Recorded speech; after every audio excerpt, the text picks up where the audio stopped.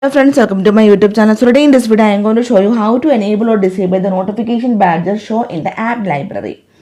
So in this app library you can see there is no notification badges. So let me show you how to enable this one. For this, go to settings. Okay. Then tap on the option home screen and app library.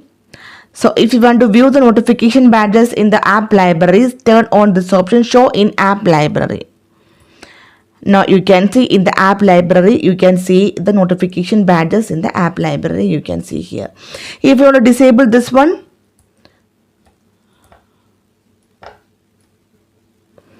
turn off this one.